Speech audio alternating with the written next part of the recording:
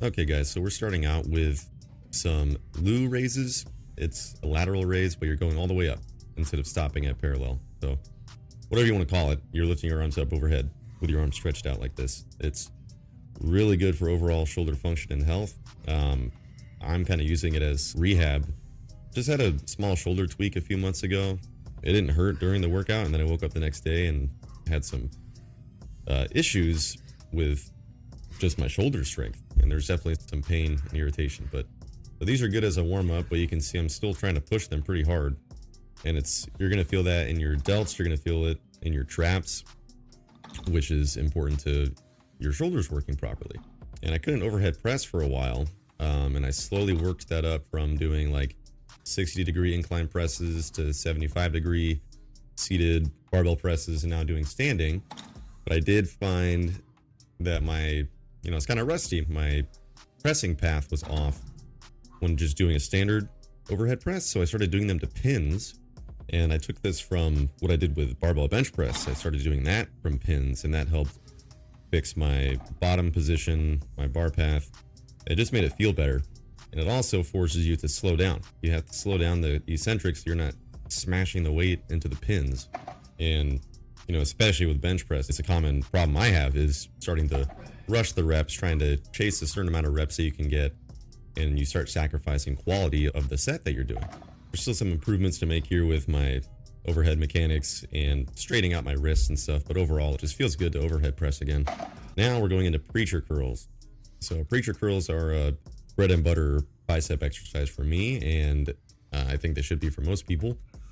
You're very stable because of the pad, and because of the angle that your arm is at. It generates a lot of tension throughout pretty much the whole range of motion. We're kind of at this 45-degree angle, so you're feeling tension at the bottom, through the middle, and almost all the way to the very top. As opposed to if you're doing like a standard curl, you're going to feel most of the tension right at 90 degrees. Whereas with preacher curls, it kind of just sucks the whole time. And you can see, like, when you get to a really good grindy last rep on a preacher curl, it just takes a long time to finish. And you're trying as hard as you can, so you're generating a lot of tension within the muscle. And that's kind of what we're after, is a lot of tension for not just like a split second, but for extended periods of time. And you can feel it. So these are top tier for me. It's not that other exercises for biceps aren't good, but I would say that this is at or near the top.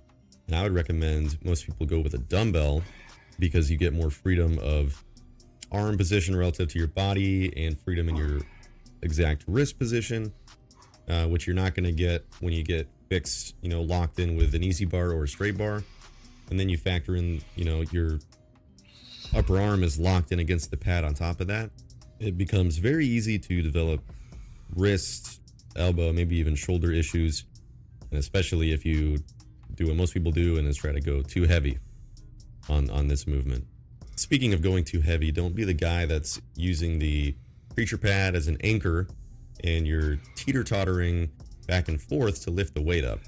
That's obviously not your bicep working when you're doing that. That's anything but. And at minimum, you're trying to gain leverage so that your bicep has an easier time lifting the weight. But that's not why we're here. Unless you have a dumbbell preacher curl contest coming up where you're trying to lift the most amount of weight from point A to point B, then what we're trying to do is not necessarily lift the most external load. We're trying to deliver as much tension into the targeted muscle as possible. And that is not the same thing necessarily as lifting more weight or lifting the same amount of weight for more reps. If everything else stays the same, then that's true. But we have to keep our control, our technique, our range of motion, our tempo, and the tension on the intended muscle that we're trying to use. We have to keep all of that the same, or as close as we possibly can. Because if we don't do that, then, maybe you're lifting the 35s, but you're getting less out of it than you were getting with the 30, which is why it's a good reason to use a single dumbbell, easy to bail out of. But you can see, I'm using 30s on sets 2 and 3 here. First set I did 35s. So, you might think, hey, why'd you go down in weight? I have just recently started doing the 35s, when I would start with the 30s on my first set fresh, I was just getting a lot of reps. It was starting to feel a little too easy. So now I'm, testing the waters, or at least touching the 35 instead of just sticking with the 30s. But I know if I tried to keep doing the 35s, I already got kind of low reps on the first set, about 8 reps. So I know it's just going to keep dipping down, and then the quality of the work is going to dip down. Speaking of dips, in the past, I've done these with more reps than I'm doing here, and with more weight, like a 45-pound plate around my waist. So on paper or externally, it can look like regression by taking the external load down. But my triceps were smaller at that time, and I could just tell that the quality, the amount of work that my triceps and my chest as well are getting with this less weight, a lot more. Now, that mainly comes down to the same thing that applies to everything else. I wasn't going as deep as I am here with the heavier weight. I've worked on my range of motion, and with that I had to start back at body weight, and then I was able to add weight, but getting as deep as I possibly can and controlling that eccentric a little more. And you can see as my fatigue built up from the first couple sets, still needed to drop down to body weight. And you're going to see here, triceps starting to get gassed in this workout, but so even then with body weight, not a ton of reps. Now what I'm going to do to get some more work in without being at the gym forever is we're going to just rest, not for like a full length of a set. So this would be called a rest pause. Now, depending on the exercise, depending on where you're at in the workout, you might need more or less rest. And I just know for me, I tend to need a little bit more than maybe the average person for whatever reason. You can say fast twitch, you can say not enough conditioning. Maybe both of those are true. A big part of it also is that I'm trying to push my muscles to their absolute limit every time, or very, very close to it. See, like I couldn't get up. So the muscles have failed. They're going to need more than 10 seconds to be able to do much of anything. But still, I'm not taking a complete rest, 2-3 minutes, sometimes even more, where I'm going to be able to get close to the same amount of reps as that main set. You're just resting enough to catch your breath, let the burn dissipate, and then jump back in and get some more reps. Because the most effective reps are the ones when you're close to the end of a set, right? That's where you're going to be driving the most amount of tension into the muscle, because it's not easy anymore and the reps slow down. So you're spending more time under a high degree of tension. So this is a very effective and time effective way to get more quality work in without having to do 10 quote unquote real sets. You're kind of doing these little mini sets that add a lot of good quality work. And now we're going back to some more biceps. We're doing a rope hammer curl here. So this is another personal favorite for the bicep and upper arm. It's not really just the bicep muscle that you can see. There's muscles underneath and muscles in your forearm that are going to get worked here and just improve the overall development of your arm.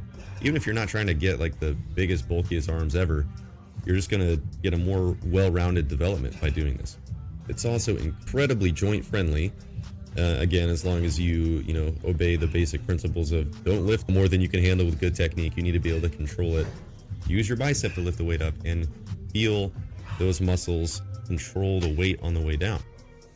As long as you do that, then this is a very, very joint friendly movement because it puts you in more of a natural hand and arm position.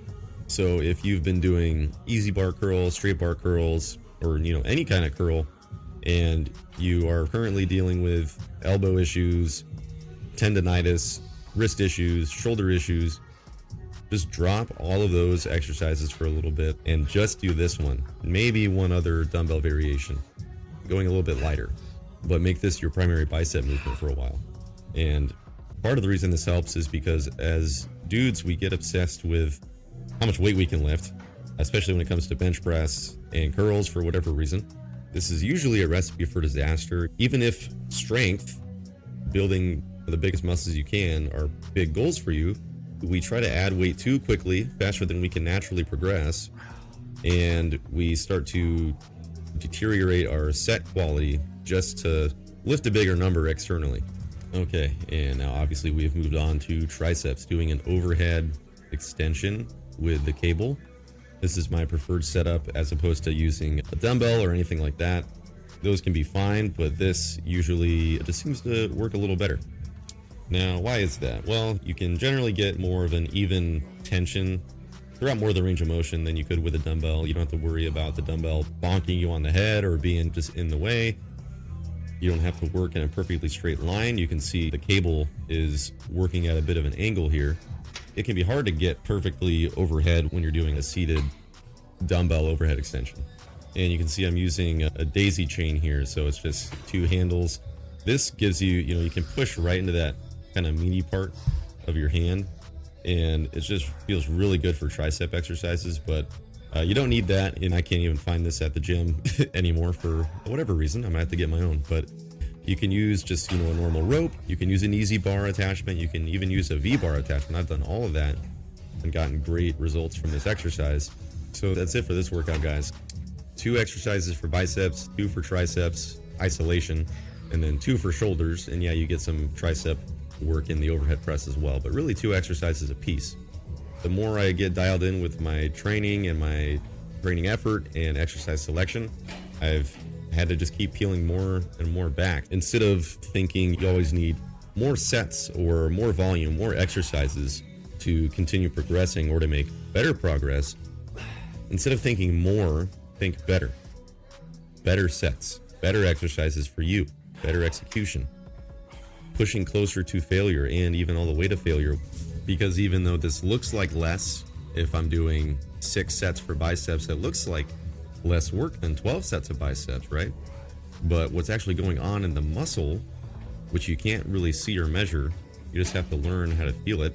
You're just reaching that threshold of what is going to cause the muscle to grow, the amount of work that the actual muscle fibers are doing internally. You're reaching that in less time, in less sets, because you're getting more out of every rep and every set that you do.